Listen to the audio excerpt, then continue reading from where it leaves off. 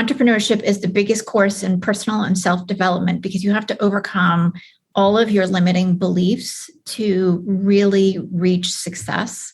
And not just from a revenue standpoint, but as somebody who has a great team member or that is making an impact, or that you're living a life without overwhelm and being overscheduled and burned out. Like it's great to put time into your business, but if you can't have a full life, then you can just go back to corporate. Hey there, and welcome to the Tribe of Leaders podcast. I'm your host, Emi Kirshner. I'm a serial entrepreneur, investor, and business coach for ambitious women who are boldly taking their business to the next level. And I believe that building a successful business isn't about working 24/7 just to merely meet a revenue goal. What it does take is a unique blend of dedication to purpose, courageous action, and frequently sheer will to overcome the odds that lead to meaningful impact and experiencing a life well lived.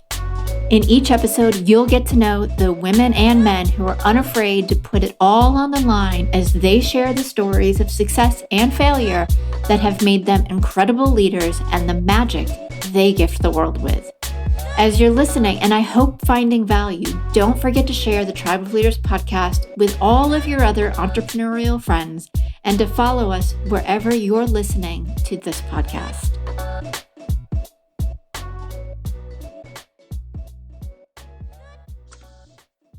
Hey, Tribe. On today's show, we have our second podcast takeover. For those of you who might be just tuning in for the first time, I decided to mix things up a little bit and have some of my friends and colleagues interview me. So if you missed the first one, it was with Dan McPherson, and that was episode 138. And we talked about how change will make you a more successful entrepreneur. On today's show, my guest is Robyn Graham, and she was also on episode 69 of the Tribe of Leaders. So early on in the podcast, she's a business coach, personal branding specialist, and she helps women entrepreneurs really stand out from the crowd with their marketing and helping them grow sustainable businesses. We had a ton of fun here. But before I get into what we talked about, I want to make sure that you know that Robyn not only is the podcast host of her own show, The Robyn Graham Show, she's also the author of You, Me, and Anxiety, Take Action Over Anxiety to Enjoy Being You. And make sure that you check out the show notes because she's got a really cool resource page, and she's offering a mentoring session to anybody who wants to start either developing or leveling up your personal brand. So what we talk about today is really what it takes to be a successful entrepreneur, particularly as a woman. I talk about some of the obstacles that I see women entrepreneurs face over and over again.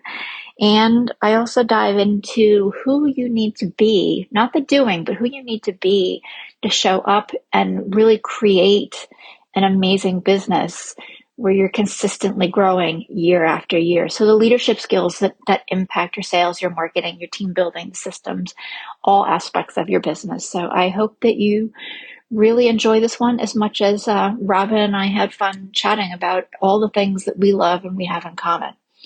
So listen in. Hey, Robyn, I am so super excited that we are going to do the second podcast takeover and that you graciously have stepped up and boldly to be the second one. So I can hardly wait to see where this goes. But one of the things I was thinking about before we hopped on was we've known each other for a while, and I don't remember where we met. We both live in the Philly area, so I presume it was networking, but I don't remember what organization. So it was a business conference in Philly when you were like in the coach's corner. And oh, okay. Do you remember this? And I saw you on the, like the agenda or whatever as one of the coaches. And I was like, oh my gosh, she looks amazing. I'm going to go talk to her. And so I scheduled my little 15-minute appointment with you. And then we just stayed connected. And I think we're just like-minded and we just connected. And then we had each other on our podcast and, all of that. So we just kind of, Okay. So that was Diva Girl, like 5 years ago.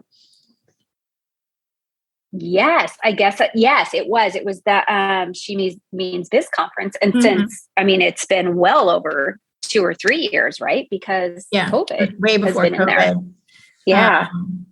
And actually, I'm time framing it. This is how my time frame everything is who I was dating and my kids. And my oldest was dating this girl, Shelby. She came with me to that. So it would have been 2017 or 2018. Wow. Yeah. So a long time ago. Yeah. So gosh, that's amazing. Because it doesn't seem like it. I know. Well, the whole COVID thing and like the last, I'm going to say 18 months, but I feel like for me, it's been more normal this last 6 months, but the 18 months prior to that seems like this like weird blip. And I don't know, listeners, if you feel that way, but it's like time just got sucked out of my brain. Yes, same. And I look back at that time period and I think, what did I do? What was I doing? I mean, I did major transitions in my business, wrote a book, but I look back at that time and I think, where was everyone in my life? Because I feel like there's just this like gray area where there was no, like, you can't pinpoint time and place because we never left our homes.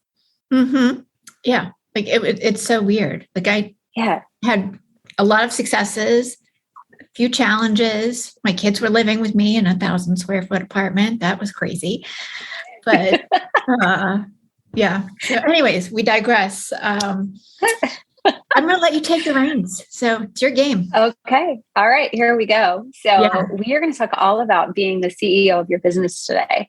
And because I know that you help people become this. So for anybody out there that has not worked with you before, or maybe is just not necessarily entering the realm of entrepreneurship, but feel somewhat stuck, I think that becoming the CEO of their business can make a big difference in the overall outcomes and overall level of success that they achieve. So when we look at Webster's dictionary, the CEO is defined as the highest ranking person in a business and ultimately the person responsible for making managerial decisions.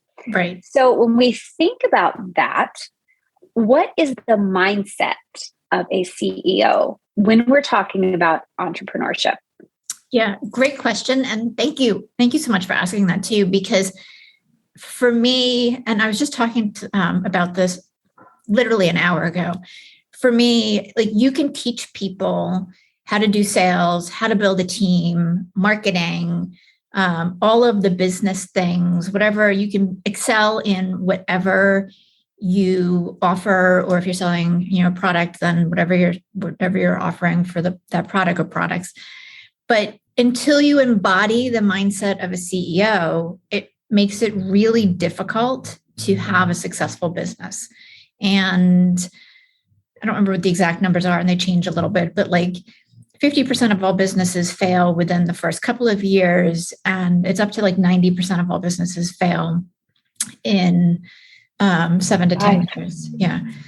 And from a women's entrepreneurship, and you're gonna hear me saying this like over and over and over again, because when I saw this statistic, it really upset me. 40% of women own businesses, but only 1.5% of all women make over $1 million in revenue. And on average, women make like 3.25 in revenue. So 325,000 a year in revenue. And on average, the guys make like 734,000. And again, it all comes down to the CEO mindset. What is that, to be long-winded and actually answering the question? It's about how you're showing up. So for me, there's a long list of things that entails, but it's one, really owning your value and knowing and like living, breathing, being the leader. and understanding that being the leader does not mean that you have to be like the president of the United States or Oprah or, I don't know, other people that you may or may not be following. It's that leadership starts with being authentic, being passionate about helping other people, about wanting to grow something beyond yourself and have people come with you. So for me, that's really important. But there's also aspects of how you're showing up in how you're managing your time and what you're prioritizing, how you're speaking to your customers. So for me, it's beyond a little bit just the managerial part, but it's getting into the leadership and not just the doer of things. I like how you brought in authenticity. And I would add to that, I think, adhering to your values. Yes. Because if you are in a position to lead other people, you have to also inspire them, and committing to your set of values and adhering to those, whether you are approached to offer someone a deal or you are approached to skimp on cost in order to make more revenue or have shifts in revenue. I think it's really important that you adhere to exactly who you are, the nuts and bolts in your mind and your heart as to who you are in order to continue to drive not only your business forward, yourself forward, but also your employees forward. Yeah, absolutely. And I love that you're saying that, because unless you have buy-in from your employees or contract workers on what your core value, your mission, your vision is, right, then you can't have as strong of a team as possible. There's not the fluidity, and not that everybody has to have the same core values, but that people have to align with all of those things and really live and make decisions by them. Does this fit for me? And interestingly enough, I'm about to let go, or in process of letting go, of a contract agency that I had because they no longer align with my core values. And there's nothing that can be repaired in that relationship, because I'm so clear about what my core values were. And as soon as there were some challenges and I realized where the problem in the communication was, I was like, oh, this isn't fixable. And we're better off going our separate ways and going and doing the things that we need, because I want somebody that has those core values, because they're going to be more of an asset to my team. And that's going to be better for my bottom line. And you're going to attract the right clients that way. Yeah. Which ultimately leads to less frustration, less stress, less overwhelm, and you're fulfilled at the end of the day instead of frustrated. Right. Yeah. And play is one of my core values. So I want to have fun, in essentially everything. And if you give me enough time, I will figure out how to make all of the challenging things fun. But that's what I'm here for. And, let's do that as we're interacting together.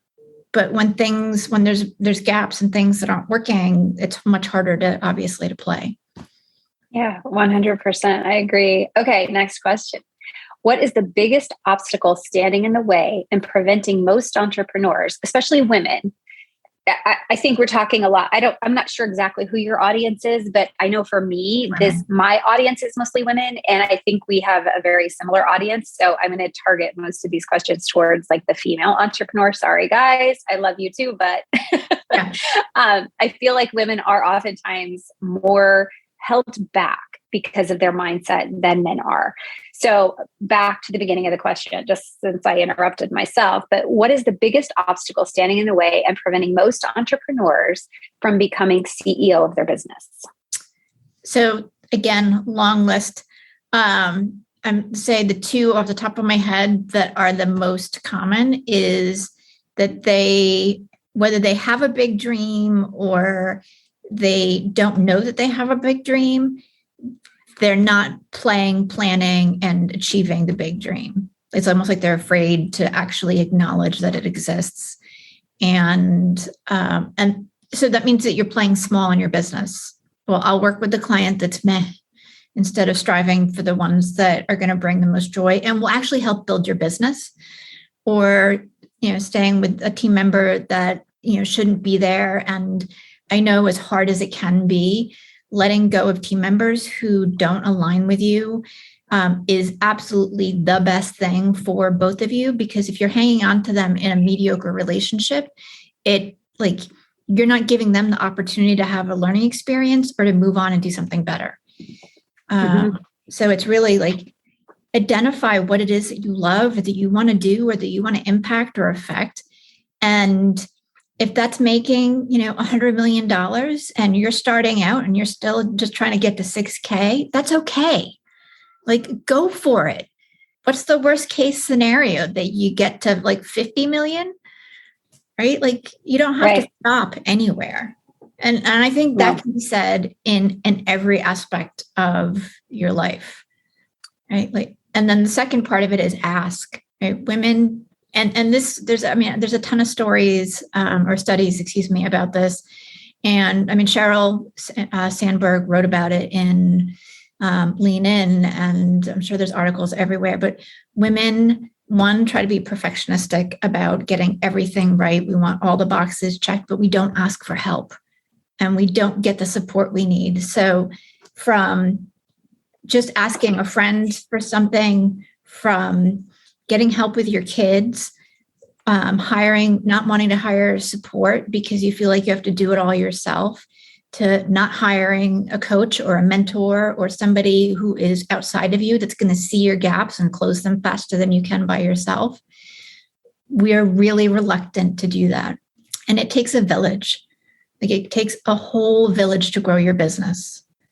So those are the two. It does. Yeah. It does. And I often say that we don't know what we don't know. And so to put that fear aside and let someone else come in to help you is such an incredible bonus, because it's a win-win. We're giving somebody else the opportunity to shine and to make money and to build a business or life of their own. But then we're also giving ourselves the grace to learn and have another set of eyes to help us identify those things where we could improve, or where, we could save money or make more money, or whatever the scenario is. But I think fear, as you said at the very beginning, is it's a powerful word, because there's so many people that succumb to it. And it really isn't that hard to just take one step towards your goal to eliminate, or at least alleviate, that fear. Yeah, absolutely. And it's just one little step and one little step. And that's, really the name of the game in entrepreneurship for everybody is, if you're not in your uncomfort zone on a regular basis, you're not going to succeed.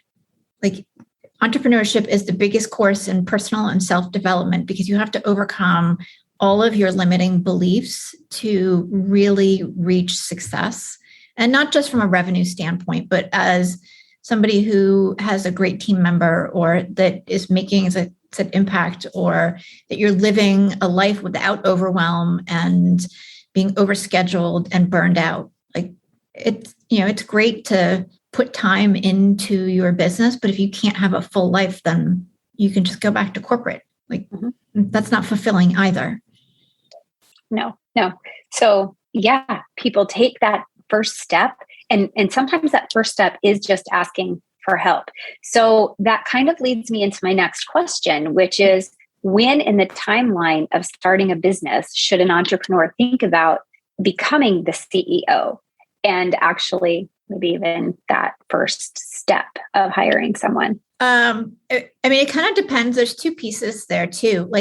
You want to actually start your business as the CEO from a mindset perspective, right? Even though you're still juggling, multiple hats most of the time, depending on what your business is. It's kind of being able to separate yourself a little bit so that you're doing the planning and the forecasting and tracking, anything, sales, marketing, Facebook ads, whatever, is trackable, email list, at the same time that you're still doing some of the marketing and maybe social or sales, et cetera. So it's finding that balance, because what happens is a lot of people get really busy in the doing part and then in the servicing aspect of their business. and they don't know where their sales are coming from. They don't know, where they're going or what their revenue should be to meet their expenses. They have crazy high months and then they have low months. Team members kind of come in and go out. They have a hard time keeping people. So if you're not putting that time in to think, and you don't have a clear growth plan. I've met a couple of people over the years who have had successful businesses with no business plan initially, but they said it would have gone a lot faster if they had taken 2 seconds to be like, oh, I need to make this revenue by this time frame, and this is how I do it, and a lot less scary. That being said, at the point that there's always kind of this like catch-22, because you never really have the cash to invest in team at the moment that might help you expand as quickly as you would like. So it's figuring out what that is. So I guess there's 2 pieces for me. One of my friends said what he does is he learns how to do something for 3 months, and then he creates a Loom video. So there's a process around it, and then he delegates it. Right. And the other thing to look at and to really evaluate is if you're spending X amount of hours on any given task, and you could be utilizing that time to either sell or CEO, right? What if you spent it, and let's just use the sales aspect of that. If you're spending 5 hours more every week selling, instead of, for instance, working on social media or bookkeeping or admin stuff, how much more money are you going to make, right? And that's where I think letting go of the I have to do it all and it has to all be done perfectly is really the biggest. That's the biggest way to figure it out, but it's also the biggest driving force. So, yeah. Okay, I love so much of what you just said. And it brought me back to the thought of, it was not until 1988 that a woman could actually get a business loan by herself. She had to have a male's signature on the loan. A male had to co-sign her loan until 1988. And I think that, along with the statistics that you mentioned earlier about female entrepreneurs and how so few of us make $1 million or more, I think it's really important to note that if you're thinking as a CEO up front at the very beginning, you're going to increase your opportunity for success in the long run.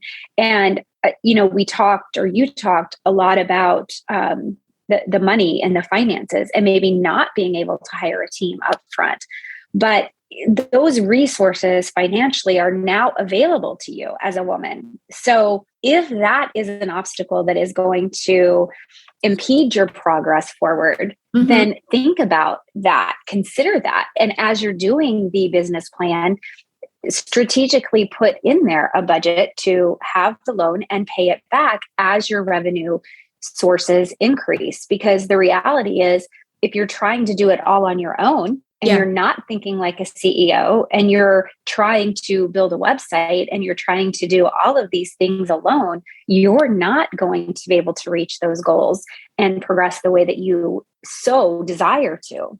Oh, yeah. And I really, with my clients, I want them to stay in their developing and really mastering the CEO leadership and mindset area, and being able to serve their people in the places where they are, the super beings, the superheroes, and not trying to take on all this stuff that they're not naturally good at. Allow somebody else who is excellent at that thing, do that thing for you.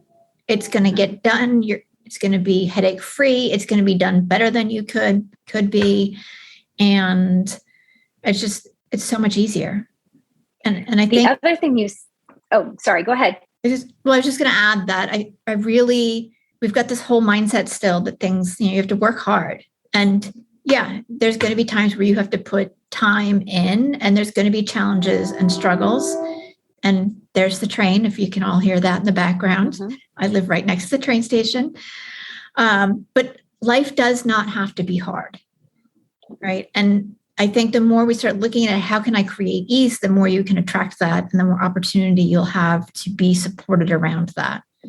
I agree. And another thing you mentioned was your friend who creates the Loom videos. And years ago, I read the book E-Myth Revisited by, I believe it's Michael Gerber. Yep. And the entire book is about creating processes so that in the event you cannot be in your office or you need help, then everything is documented so someone else can just come in, follow the process and the procedure, and everything keeps moving. Nothing has to stop. And I think having processes in place is, and I'm like you, this is something I work with my clients on, is let's map out this process so that it's effective, but so that you're not the only one that can do it. Let's document it so that you can always turn it over. And I think that's another component to being the CEO of your business, because if you're holding tight to everything that you do and you're not sharing those processes and procedures, then you're not going to be able to step away and get the relief that you need. And in order to stay creative and continue moving forward, you have to have those breaks in time. You have to have the ability to step away for a vacation or to connect with your loved ones. You can't just be in this 24/7, 52 weeks out of the year. November of 2020, I took a month off, and best thing ever. But I couldn't have done it without pre-planning and then my team having, like, knowing what they needed to do and having a process for it. Right. And everything went really smoothly. And on the flip side, I worked with somebody a couple of years ago who had an accounting firm. I think they were like 2 or 3 million in revenue. They'd grown really quickly. And my client was like, we are 4 months away from having like catastrophe happen because we have no processes and nobody's following anything. And the client's like, it's showing up in our client work and we're making mistakes and the clients are aware. So we're going to lose sales because we're making mistakes. And the one thing I want to kind of clarify too is when you're first starting out, I would not worry about your systems or processes, or you got to figure that stuff out as you're going. But when you're getting closer to 500,000, 1 million and more, you definitely want to have something written down or video. And I can just share what I do too.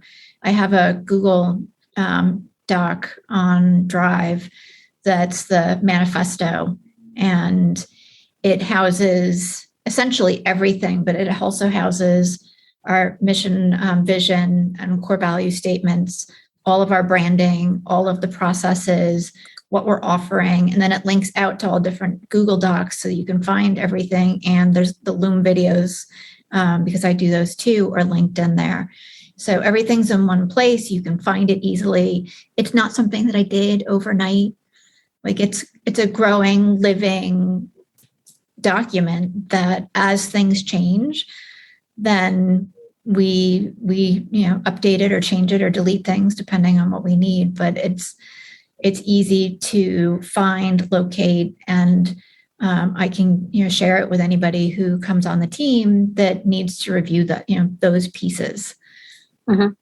Yeah, absolutely. And I think anytime you create something new, that's your opportunity to document it. And you may have to go back and tweak it, but at least you have started that documentation and now you can keep it going. You don't have to start new when you do it again in 2 months or 6 months, because then you're thinking, wait, how did I do that? What did I do? Where is that? Right? Why is this 5%? And for those of you who are listening to, or like, oh, I'm not a systems person, or I'm more creative. I'm like, I was the person who wanted to have a completely clear calendar and just wanted to like do whatever I wanted to do that day. And I've really done a whole 180 because I love the systems and processes because they're so empowering. And it can feel a little overwhelming, but as I said, just do the one thing at a time.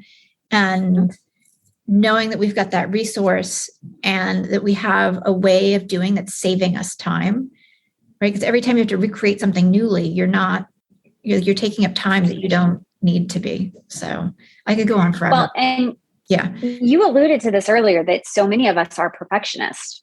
So if you truly are a perfectionist, you're going to want everybody to do it the same way that you would do it. And in order to achieve that level of perfectionism, you have to document the process. Right. Yeah. So, and I see a lot of women, their people pleaser comes out at different times too.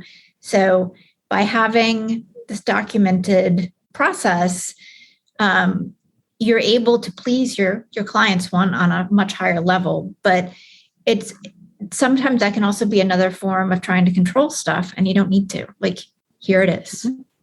Yeah. So yeah. And control is that like bad letter or bad C word, right? That like we all think we need to have, when in reality, if we're hiring someone, then we have to put our trust in them. Because if we don't put our trust in them, they're not going to feel confident in what they're doing, and things will fall through the cracks. Right. So, and you do want to be able to train them and have great communication. So this is just the basis for that. Mm-hmm. Yeah. Absolutely. Okay. So we've kind of beat the systems and processes to death here, but I think they're so important. And I think that anybody who wants to be the CEO of their business has to have the wherewithal to start creating them. Yeah. And it's not sexy. Like, it's not, nobody wants to talk about it, but it totally lights me up, as you can tell. Yeah. I mean, I'm the same way. Like, I see there again, another reason we connected so well. we're geeky. Okay. So we've kind of alluded to this a little bit, but what is the first step an entrepreneur should take to become the CEO of their business? The first step, I'm going to go back to just embody that, right? Like, you have to be that before you do anything. And I think Americans in general, but I think human beings tend to want to be in the doing of something instead of the being of it. So I would spend a little time, if you were the CEO, or if I were the CEO of my business, who would I be? And have a bunch of I am statements to start really looking at that and define like what leadership looks like for you. And those things may seem a little intangible, but it's really powerful in helping you clarify what you want and who you want to show up as, because everything else will kind of conspire around you and for you if you walk into wherever you're working in that moment, whether it be an office or your couch or a coffee shop. And if you're showing up fully in, I am powerful, I am knowledgeable, I am strong, and I have a value that I get to share with my people, that's going to create a completely different business than, oh my God, I hope they like me. Oh my gosh, so much yes to that. And I think when you were talking about the being versus doing, that's feminine versus masculine energy. And when people sit in that place of doing and the masculine energy, that's when people become burnt out.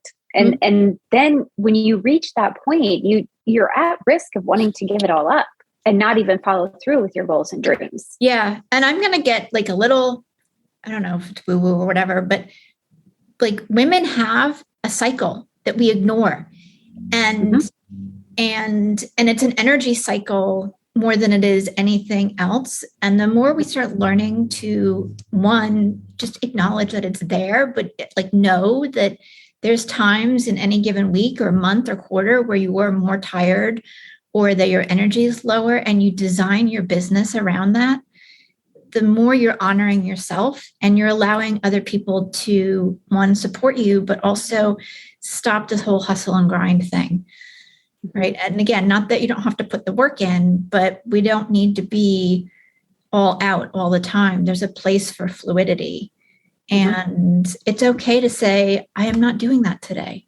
Like, there's a place and time for, you know what, it's going to be a late night tonight because this needs to get out and I made this promise and I'm going to do that and I've got the energy. But there's other times when you have to focus on your family or you just need a day of rest. And whenever I honor that, I feel so much better the next day, and I get so much more done, but it allows constant fluidity instead of that high and low.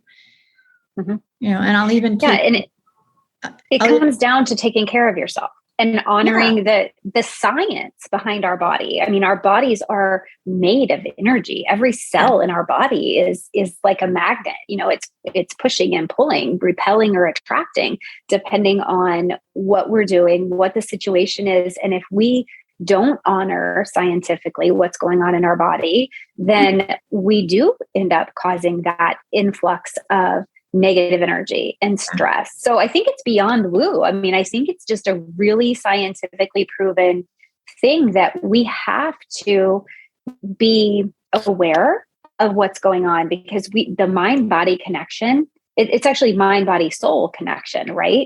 It runs so deep within us. And so everything we're doing is going to impact or anything we're feeling, anything we're doing, it's all going to impact the end result. Yeah. We're so aligned. So I know, right? Yeah. It's so cool. And then just add in your hormones. Like, we all want to pretend that our hormones on any given day are all the same and equal, and they're not. So let's stop pretending that they are. Yeah. Like, they're just not. And I think, we're expected to be in the guy's world, but and honestly, I think men even experience this too in a different way. And so, every single human needs to be attuned to what's happening in their body, because it does manifest things in your mind. So you have to be aware of what's happening, both, from the body to the mind and vice versa. Otherwise, you will become burnt out because you'll be so frustrated and overwhelmed. And when you get to that point, you don't have creativity. And so many people, and I'm sure you hear this a lot too, Emi, so many people say, oh, I don't have a creative bone in my body. Guess what? We're all born with creativity. We all have it. But the chaos of life and our lack of care for ourselves causes it to be stifled. So if you're just, if you're not attuned to that, then that's exactly what's going to happen. Yeah, exactly. And if you feel like you're not creative, there's the great possibility you haven't actually given yourself enough space to expand and have a moment. Okay, we could talk all day long, because I could just keep going and adding on to all of this conversation. But I'm going to, because I think this is a question that a lot of people have, is who is the first person I should hire? And I think that a lot of people get sucked into, oh, I need to hire a VA. But I kind of think that there are other people that we should hire first, straight out of the gate, or, as we're growing, as we're establishing our processes, as we are becoming the CEO within our business. So there's a couple of different things. One, always work with a business attorney. I've run into companies making almost $1 million that were sole proprietorships and should never have been. So I make sure that all my clients have their business structure in place, and pay for it. Do not do legal Zoom. Just have it done correctly. 2, I always hire really good branding and graphic design people, because that 2 seconds that you have to make it for a good impression is going to matter when everything's really consistent.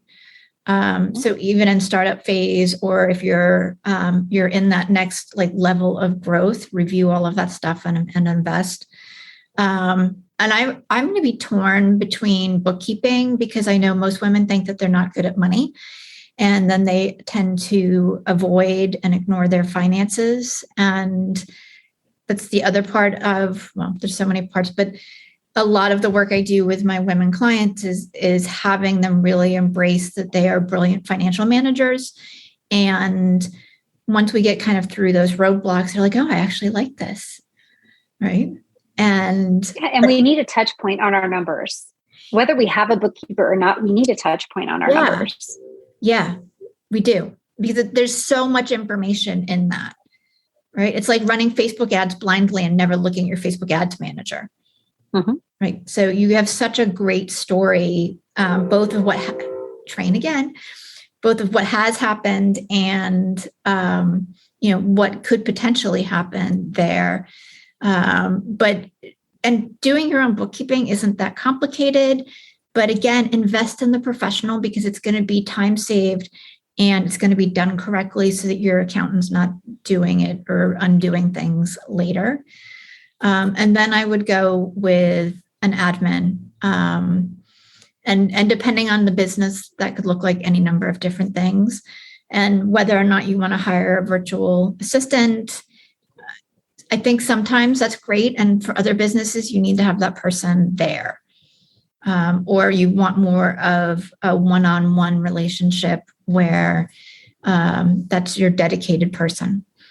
So, yeah. Yeah, I agree. And the one thing that you didn't mention that I would add is that a business coach or a mindset coach or a life coach, because I think we are all faced with so many decisions and sometimes they become very overwhelming if we aren't in that place of a positive mindset, because doubt, imposter syndrome, comparison, all those things can lead us down the path to wrong decisions if we don't have someone in our corner to hold us accountable and to guide us and think about, okay, they've been down this road, so now they can give us their insight on what their experiences were and prevent us from going down the wrong path. Right. Yeah, absolutely. All the time. Well, I'm not that you shouldn't take breaks, because I think sometimes you need that, but it goes back to that ask for help. Seek outside mentorship and guidance with somebody who has more knowledge than you do. And I've had a couple of coaches that were less than amazing. And at the time, I'm like, I waste of money, blah, blah, blah. Let me tell you, some of those have turned out to be the best investments because I had such a great learning experience or something that I was like, I am not doing that when that happens, has created so much momentum and prosperity in my life. Yeah. Yeah, I would agree. And I think that's a really good way to kind of just about close out our time together, because you can't look at that as a mistake. I think things happen for us, not to us. And something like that, when you look back, it's like, oh my gosh, I know how I will not handle this because I want to handle it in a graceful, positive way versus whatever that situation was. So we end up saving ourselves in the long run. Oh, yeah. Yeah. And I also want to think about Olympians and high performing athletes, right? Like they all have coaches all the time for a reason, and they don't have just one. Right. And I saw on, I think it was Instagram a couple months ago, it was like based on the amount of revenue somebody made, how many coaches they had. And as people make more money, they have more coaches because they are more easily able to make the investment, but they're working on different things too. So it's not just, for instance, business, they're working on their health and they're working on their mindset and they're working on their physical well-being and maybe some relationships, because all of that contributes to who they are and will help them in their business. The high performers that I've worked with, it's not about taking massive action. It's about that 1% change that will make them the million. Yeah. And that could launch us into a whole nother conversation, because all it takes is one tiny change to create a huge impact, right? Or transformation. Yeah. One tiny, tiny change. Okay. So I'm going to ask you one last question. And this is, what is the number one piece of advice you would give to an entrepreneur, no matter the phase of their business, but especially the ones who are ready to scale from low 6 figures to high 6, 7, 8 figures? I have to think about that for a second. The one piece of advice: trust your gut. Intuition's powerful. Yeah, trust your gut. I just had a conversation with a client last week about that, and she was acknowledging that at one thing she hadn't, and it was caused all sorts of problems. And like if you give yourself a little time to pause, what the right thing is for you. And even if it feels scary, just do it. So that's 2 pieces of advice. Yeah, I love it. Actually, I thought you might say play. Oh, play too. So there's 3. For a little glitter. But Every time you follow your intuition, you get to play. You can throw glitter. You can do whatever you want. But you have to play every time to reward yourself, right? For following your intuition. Absolutely. Absolutely. Yeah. Robyn, thank you so much. This was fun. Thank you, Emi. Yeah, I'm having a blast with these.